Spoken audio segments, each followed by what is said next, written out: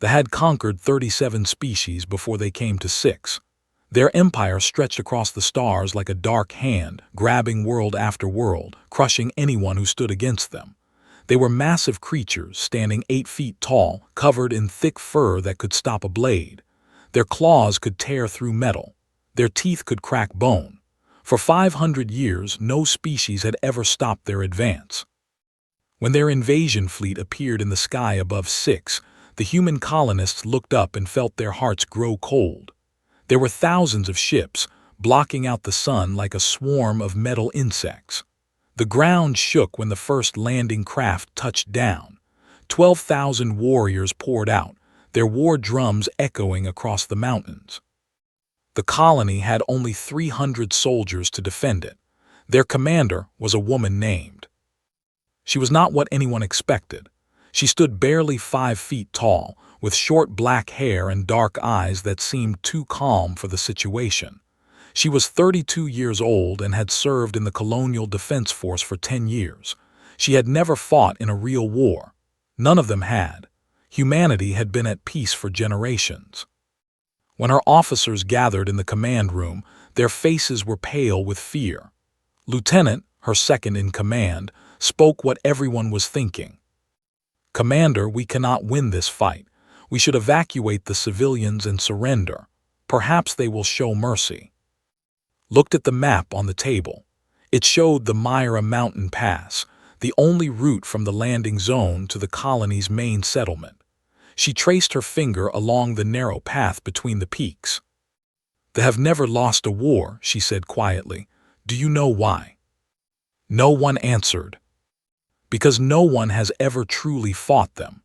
Every species they conquered looked at their size, looked at their numbers, and gave up before the battle even began. She looked up at her officers. "They have never faced humans. They do not know what we are capable of when we have something worth protecting." She pointed at the pass. "We hold here. The mountains will limit their numbers. Their size becomes a weakness in tight spaces. We make them pay for every step." Sergeant, a young woman with a scar across her cheek, stepped forward. "Commander, even if we hold the pass, we cannot hold it forever. We have no reinforcements coming. Earth is too far away." Nodded. "You are right. We cannot win by killing all of them. But we do not need to. We only need to make this war too expensive for them to continue. We need to show the galaxy that humans do not break easily. We need to give Earth time to prepare." She looked at each of her officers in turn. "I will not order anyone to stay. Those who wish to leave with the evacuation ships may go. There is no shame in it." No one moved. Private, the youngest soldier in the room at only 19 years old, spoke up. His voice shook slightly, but his words were clear. "My family is in that settlement, Commander. My little sister. I am not going anywhere." One by one, the others nodded. 300 soldiers chose to stay and fight. The first battle came 3 days later. They marched up the pass in tight formation, confident in their strength. They had studied human biology and found them weak, fragile, easy to kill. They expected the defenders to run. Had spent those 3 days preparing. She had studied everything she could find about warfare. She learned that they relied on overwhelming force, on fear, on the terror of their appearance. They were not used to enemies who thought, who planned, who refused to panic. She ordered her soldiers to dig trenches and build walls of stone. She placed explosives along the cliff walls. She set traps in the narrow sections of the pass, and she taught her people to fight in ways they had never seen. When the first wave attacked, the mountain itself seemed to fight back. Rocks fell from above, crushing soldiers beneath them. Hidden pits swallowed warriors whole. Human snipers fired from positions so well hidden that they could not find them. The commander, a veteran named, lost 300 warriors in the first hour. He had expected to reach the settlement by nightfall. Instead, he had barely advanced 100 meters. He ordered a retreat to regroup. That night, as they made camp at the base of the pass, led a small team down the mountain. They moved in silence, shadows among shadows. They sabotaged supply lines, disabled communication equipment, and vanished before anyone knew they were there. By morning, they had lost another 50 soldiers to the night raids. Sent a message to his superiors. These humans are not like the others. Request additional forces. The broadcasts began on the 5th day. The Empire always recorded their conquests, showing them to their people and to the galaxy as proof of their power. But this time, the broadcasts showed something different. They showed the mighty army stopped by a handful of tiny creatures. They showed bodies being carried back to camp. They showed frustrated generals arguing over maps. And they showed. She appeared on captured communications, addressing them directly in their own language. She had learned enough of it to deliver a simple message. We are humans. We do not surrender. We do not break. Come and face us if you dare. Across the Cubs watched these broadcasts with wide eyes. They had grown up hearing that no species could stand against them. Now they saw something impossible, an enemy who was not afraid. The siege lasted 49 days. During that time became something more than a commander. She was the first to rise and the last to sleep. When supplies ran low, she gave her rations to the wounded. When soldiers were too injured to walk, she carried them on her back. When the line was about to break, she stood in the gap herself, firing until her weapon overheated. Her soldiers began to call her the Shield of. The High Command watched with growing frustration. This tiny human woman was making their empire look weak. Every day she held that pass, more species across the galaxy began to whisper that perhaps they could be defeated. On the 49th night, General himself arrived at 6. He was the highest-ranking military officer in the Empire, a legend among his people. He had never failed to conquer a world. He looked at the mountain pass, at the defenses that had cost him 2,000 warriors, and made a decision. We will not throw more lives at those walls, he declared. We will cut the head from this snake. He offered a massive reward for anyone who could capture Commander alive. On the 50th day, left the safety of her defenses to lead a supply run. She went alone to keep her soldiers out of danger. She did not know that one of the local civilians, desperate to save his family, had told them exactly where she would be. She fought hard when they came for her. She killed 7 warriors before they finally brought her down. But in the end, she was just one small human against dozens of giants. They dragged her away in chains, and the defenders of watched helplessly from the mountain as their commander disappeared into the enemy camp. The thought they had won. They were wrong. They put her in a cage made for animals. The bars were thick enough to hold a creature 3 times her size. She sat in the corner, her uniform torn, her face bruised, but her eyes still sharp and watchful. The guards walked past her cage and stared at her like she was something strange, something they could not understand. General came to see her on the first night. He had to bend down to look through the bars at the small human sitting inside. He had killed thousands of enemies in his long career. He had broken the spirits of warriors much larger and stronger than this woman, but something about her made him uneasy. "You have caused me great trouble," he said.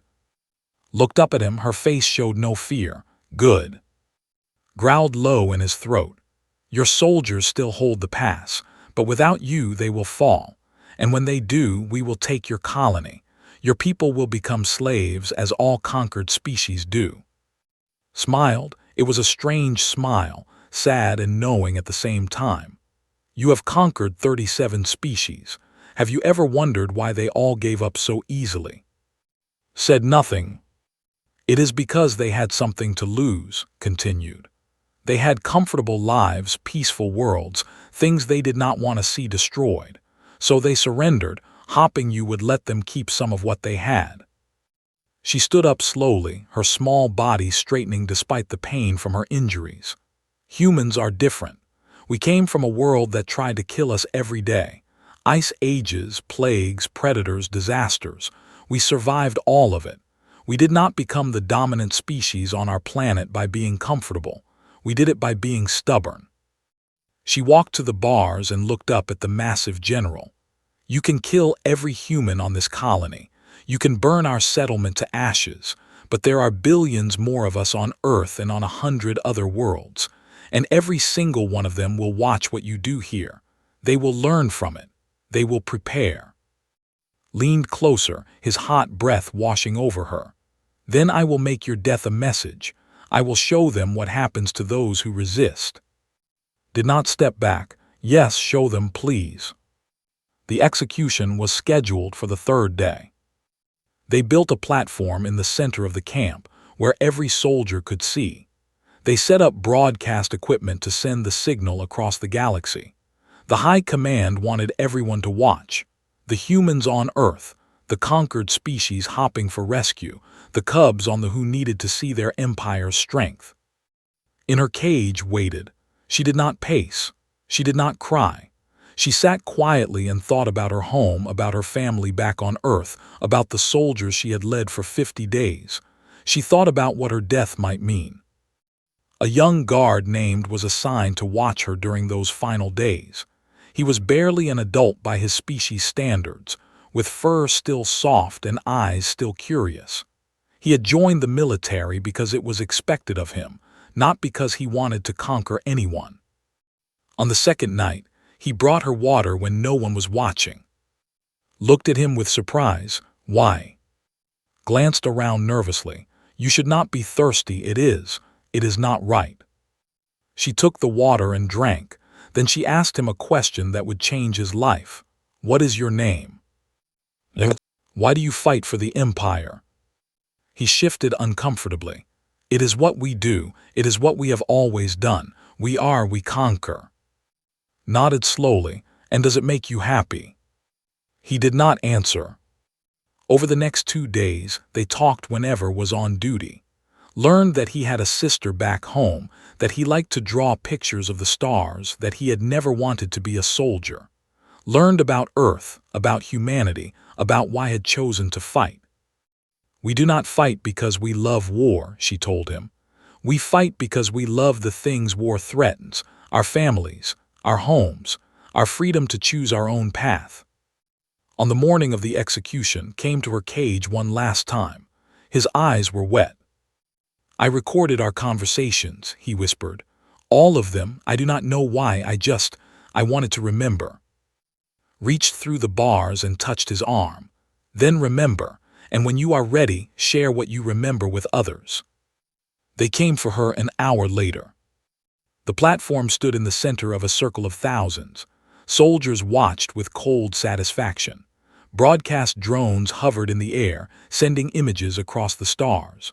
On Earth, people gathered around screens in homes and public squares, watching with horror and anger. On the cubs pressed close to their parents, seeing the tiny human who had stopped their armies. General stood on the platform in his ceremonial armor. He held a blade as long as was tall, the traditional weapon for executing enemies of the Empire. 2 guards dragged up the steps. She did not struggle. She walked with her head high, looking out at the crowd around her. Spoke for the cameras. This human thought she could defy the Empire. She thought she could stop our advance, embarrass our warriors, inspire rebellion against our rule. He looked down at her with contempt. She was wrong. Today she dies, and with her dies any hope of resistance. He gestured for her to kneel. Remain standing. She looked directly into the nearest camera drone. "My name is," she said. Her voice was steady and clear. "I am a commander in the Earth Colonial Defense Force. I am one human among billions." The guards pushed her down to her knees. She continued speaking. "To the humans watching, do not be afraid. Do not surrender. Do not let my death mean nothing. Use it, learn from it, grow stronger because of it." General raised his blade. Looked up at him, then back at the camera. She spoke her final words in the language she had learned from a young guard with a kind heart. "To the cubs watching, your leaders are afraid of me. One small human. Ask yourselves why. Ask what they are not telling you. And when you find the answer, remember that you have a choice." Blade came down. Across the galaxy, billions watched a small human woman die without fear. They expected despair. They expected surrender. They had killed the symbol of human resistance, the shield of, surely now the humans would break. On Earth, there was silence for a long moment. Then the silence turned into something else. It started in the military academies, where young cadets painted symbol on their walls. It spread to the cities, where people gathered in the streets, not to mourn but to remember. It reached the factories, where workers began producing weapons around the clock. It touched the deepest colonies, where settlers who had never held a gun began to train. Humanity did not break. Humanity woke up. And in a small ship fleeing six, a young named clutched a recording device to his chest and wondered what he had just witnessed. He had watched a prisoner become something more than a person. He had watched a death become a beginning. He did not understand it yet. But he would carry her words with him, and one day he would find others who wanted to understand too. The war was not over. It had barely begun. The crest was simple, a mountain peak with 3 stars above it. Commander had worn it on her shoulder every day of the siege, the symbol of Six's colonial defense force. It was nothing special, just a patch given to every soldier in that small unit. After her death, it became something else. The first appearance was on Earth, 3 days after the execution. A young cadet named painted the crest on the wall of her academy dormitory. By morning, every cadet in the building had done the same. The academy leaders tried to paint over them, but new ones appeared faster than they could be covered. Within a week, the crest was everywhere. People wore it on their clothes, painted it on their vehicles, tattooed it on their skin. Factories began producing small metal pins shaped like the crest, and they sold faster than they could be made. Children drew it on their notebooks. Old soldiers who had not worn a uniform in decades put on their medals and added the crest beside them. The recruitment centers could not handle the flood of volunteers. On the first day after his death, 10,000 people signed up for military service on Earth alone. On the second day, 30,000 more. By the end of the first week, the number had reached 500,000. These were not just young people looking for adventure. There were teachers, doctors, engineers, farmers, parents, and grandparents. People who had never thought of fighting now wanted to learn how. Admiral watched the numbers with tired eyes. He was 63 years old, a veteran of peacetime service who had never expected to lead humanity in a real war. He had known when she was a young officer, had seen her potential and recommended her for the 6th posting. Now she was dead, and the weight of what came next pressed down on his shoulders like a mountain. He stood in his office on the orbital station above Earth, looking at a small photograph on his desk. It showed at her graduation ceremony, smiling, full of hope. He had given her that crest himself. "They turned you into a symbol," he said quietly to the photograph. "But I remember the person, the woman who stayed late to help her soldiers with their problems, the commander who learned every name in her unit, the friend who always knew when something was wrong." His aide, a young officer named, entered the room. "Admiral, you asked to see the latest intelligence reports." Took the tablet she offered and scanned through the information. The forces on 6 had taken the colony, but they had not pressed forward. They were waiting, watching, trying to understand what was happening across human space. "What about the internal reports from space?" he asked. Hesitated. "That is the strange part, sir. There is unrest on there, nothing organized, nothing dangerous yet, but the execution broadcast. It did not have the effect they expected." Raised an eyebrow. "Explain." "The cubs, sir, the young, they watched the broadcast and instead of seeing human weakness they saw," she struggled to find the words. "They saw a warrior, someone small and outnumbered who never showed fear. They are asking questions their parents cannot answer." Sat down heavily in his chair. Always had a talent for reaching people, even enemies it seems.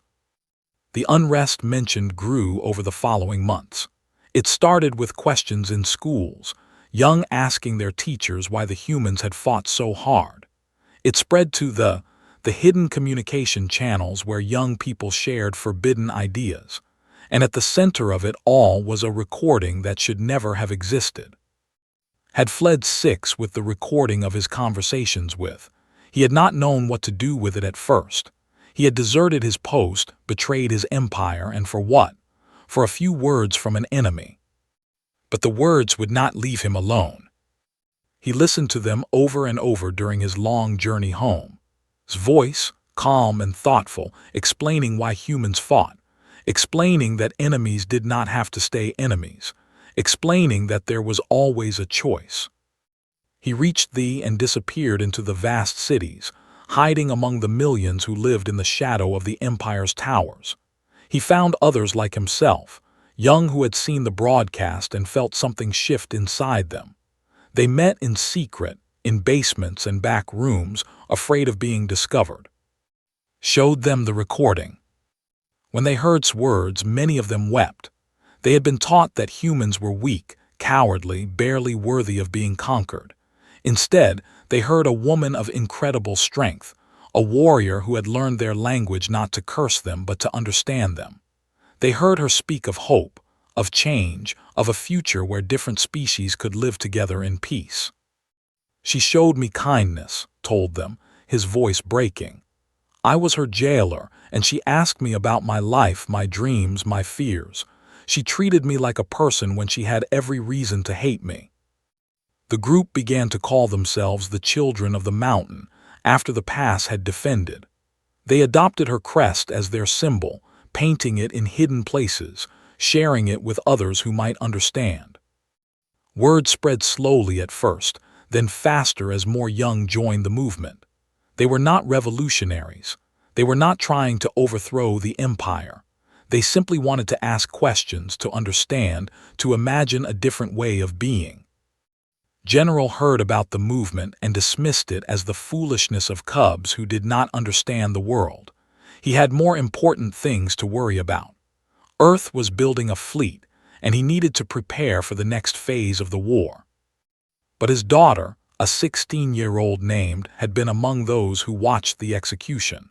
She had seen the tiny human face the blade without flinching. She had heard final words, spoken in their own language. She had started asking questions her father could not answer. On the anniversary of his death, humans across the galaxy held a moment of silence. Ships stopped in space. Factories went quiet. People stood wherever they were and remembered. On Earth, Admiral stood before a crowd of millions. Behind him was a massive banner showing Crest. 1 year ago, we lost a hero, he said.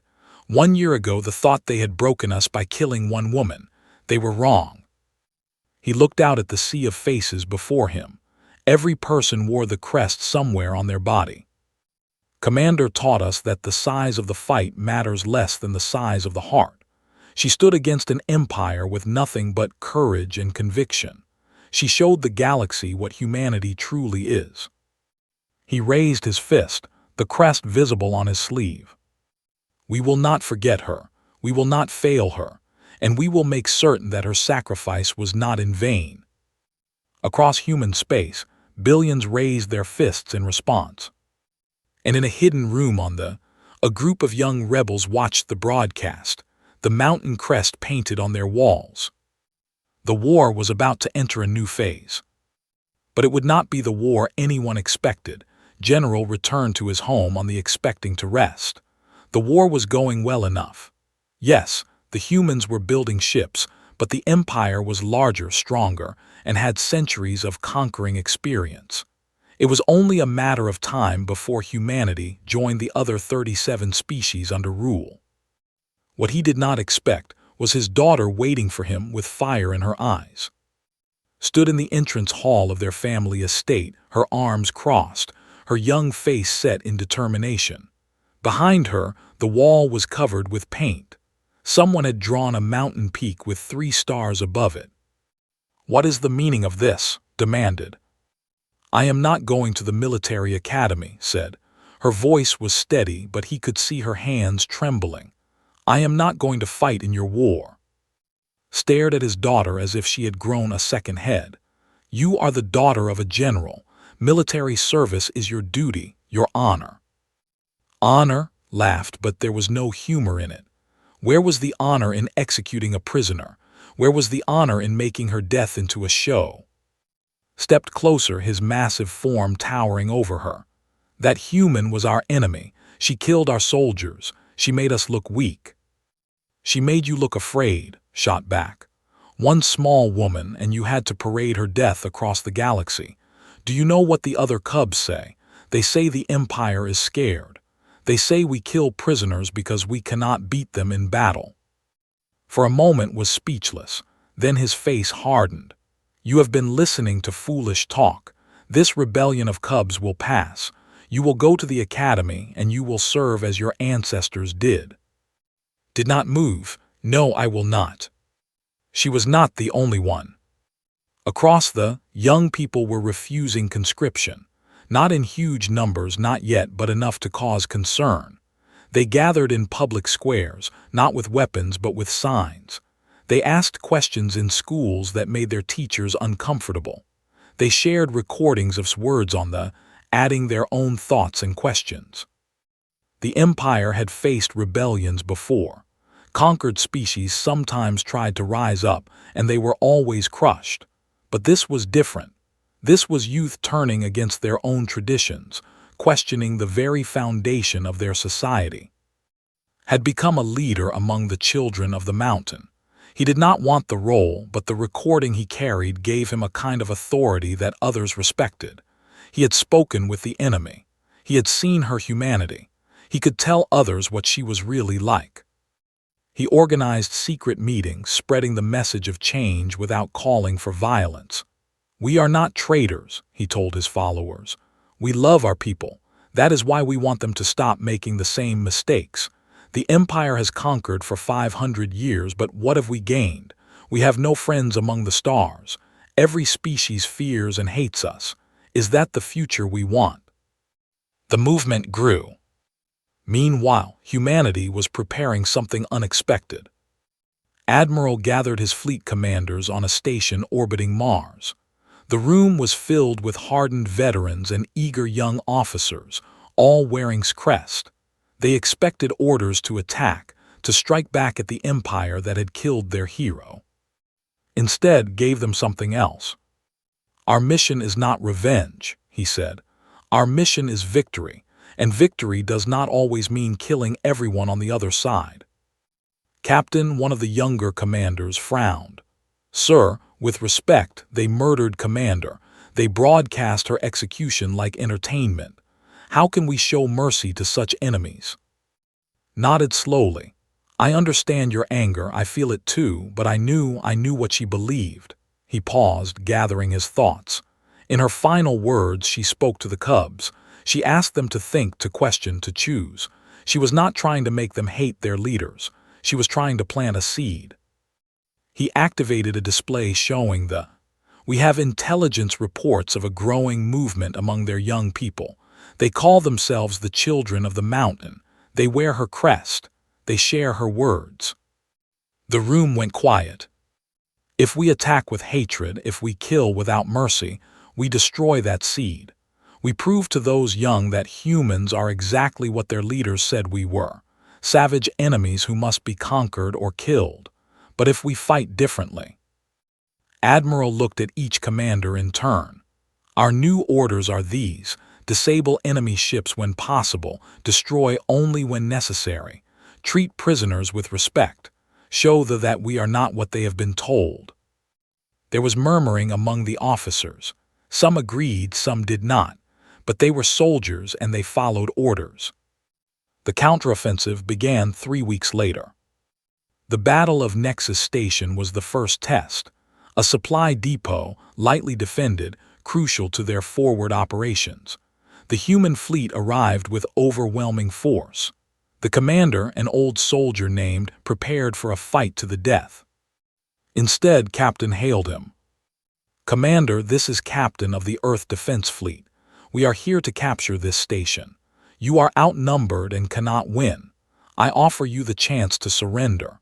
Your soldiers will be treated well, given food and medical care, and eventually return to your snarled at the screen, do not surrender. I know, but perhaps it is time to start doing things differently. Paused. Commander showed us that enemies do not have to stay enemies. She spoke to your people even as she faced death. She believed that understanding was possible. I am trying to honor that belief. The battle lasted 2 hours. They fought hard, but they were overwhelmed. When it was over, 300 soldiers were captured. True to his word, treated them well. He gave each prisoner a small device containing recorded conversations with. Listen to this when you get home, he told them. Then decide for yourself what kind of future you want. The prisoners were released 2 months later, returned to space in a neutral ship. They carried the recordings with them, and they carried something else, stories of how they had been treated, fed, healed, respected, treated not as conquered slaves but as people who had lost a fight. Those stories spread. On the children of the mountain grew bolder. They held their first public gathering, thousands of young standing in a city square, wearing the mountain crest openly. The authorities considered breaking up the gathering by force, but General stopped them. If we attack our own children, we prove everything they are saying about us, he said, the words bitter in his mouth. His daughter was in that crowd. He saw her on the news broadcasts, standing beside a tall young male with soft fur and kind eyes. The deserter, the traitor, the one who had started all of this. Felt something he had not felt in a long time, doubt. The war continued, but it was changing. Human ships captured vessels but released the crews. Human soldiers took positions but helped rebuild the damage. And everywhere they went, they left behind recordings of words, seeds planted in enemy soil.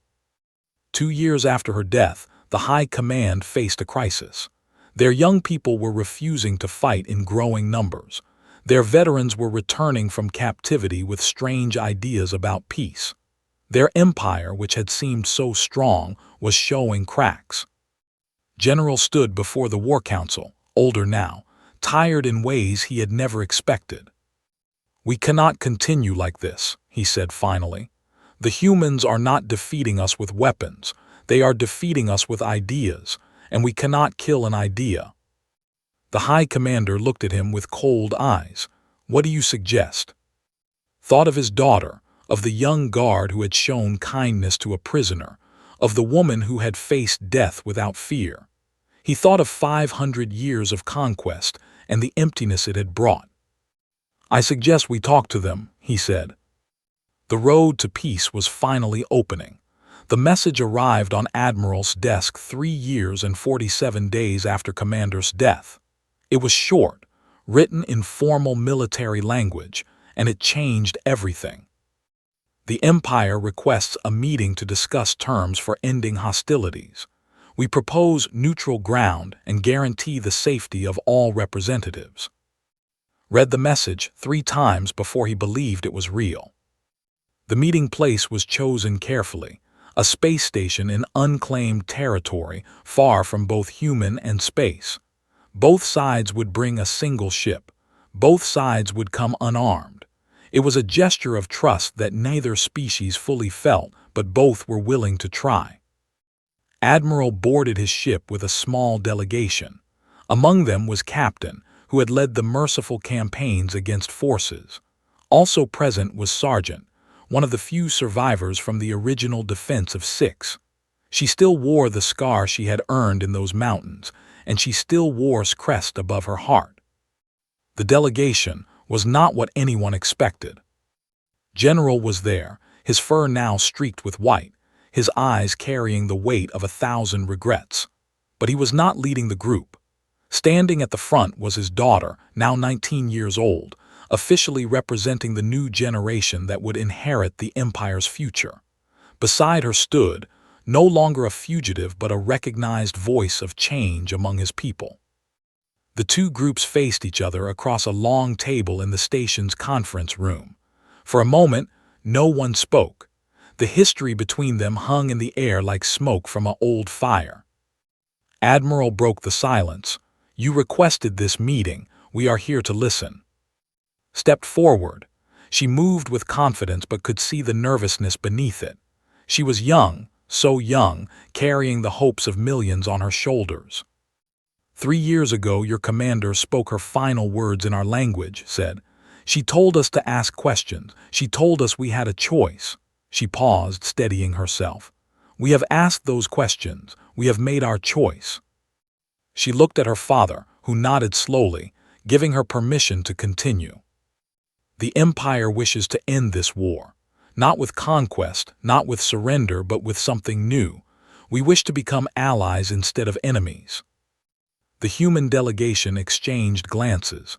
Sergeant spoke up, her voice rough with old pain. "You killed our commander. You broadcast her death like a festival. Why should we believe you want peace?" Answered, "Because I was there when she died. I was the guard who brought her water in her cell. She spoke to me, taught me, showed me that enemies can become something else." His voice cracked. "She changed everything I believed. She is still changing our people even now. Her words live in our hearts." General stepped forward, his massive form seeming smaller than it once had. "I ordered her execution. I thought it would end your resistance. Instead, it ended our certainty." He looked at directly. "I have spent 3 years watching my own daughter turn away from everything I taught her. I have watched our young people refuse to fight, refuse to hate, refuse to believe the lies we told them about humans." He lowered his head, the first time anyone had seen a general bow. "I was wrong, and I am sorry." The negotiations took 6 days. There were arguments, disagreements, moments when it seemed like everything would fall apart. Old wounds do not heal quickly, and there was much pain on both sides. But they kept talking. Admiral remembered something had told him years ago, when she was still a young officer full of ideals. "The hardest battles are not the ones we fight with weapons," she had said. "They are the ones we fight with our own fear and anger. If we can win those battles, we can win anything." He fought those battles now, pushing down his grief and rage, focusing on the future instead of the past. When the human delegation grew angry, he calmed them. When the representatives became defensive, he found common ground. On the 6th day, they reached an agreement. The signing ceremony took place on 6, at the mountain pass where had held her impossible defense. Both species traveled there together, their ships flying side by side for the first time in history. The pass had been preserved exactly as it was during the siege. The trenches were still there, the walls of stone, the marks of battle. Someone had built a small memorial at the point where had stood so many times, a simple stone marker with her name and the dates of the siege carved into it. Around the marker, wildflowers had begun to grow. An admiral signed the treaty together, their different hands holding the same pen. The document promised peace, trade, cultural exchange, and a joint effort to explore the galaxy not as conquerors but as partners. After the signing, unveiled a gift from the children of the mountain. It was a statue, carved from stone taken from the very mountains had defended. The figure was small, barely 5 feet tall, with short hair and calm eyes looking up at the stars. Around her feet, carved in careful detail, stood human children together.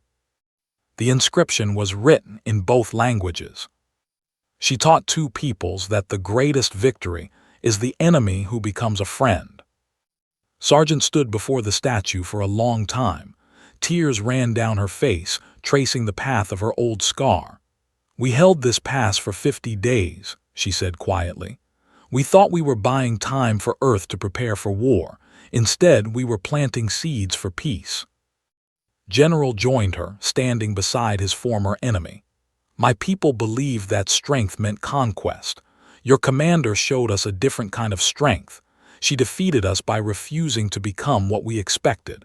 She won by being better than we were." He looked at the statue, at the small figure who had changed everything. "I will spend the rest of my life trying to be worthy of the lesson she taught us." 1 year later, on the anniversary of the peace treaty, the first joint academy opened on 6. Human and students studied together, learned each other's languages, shared each other's cultures. They called it the Mountain Academy, and every student who entered wore the same crest, a peak with 3 stars above it. Became the first ambassador to Earth, traveled with her, speaking at universities and community centers, sharing the story of a prisoner who had changed his life with kindness. Admiral retired from military service and dedicated himself to building the new alliance, honoring his old student in the best way he knew how. The 37 species that the had conquered watched with amazement. Some of them began their own movements for change, inspired by the example of humans and working together. The galaxy was changing, slowly but surely, becoming something new. Every year, representatives from both species made a pilgrimage to the mountain pass. They walked the path that soldiers had once defended with their lives. They stood before the statue and remembered the woman who had shown them what courage truly meant. The cubs came too, both human children and young ones, walking side by side up the mountain trail. They laughed together, played together, learned together. They could not imagine a time when their peoples had been enemies. And every single one of them wore crest. The war was over. The real victory had finally begun.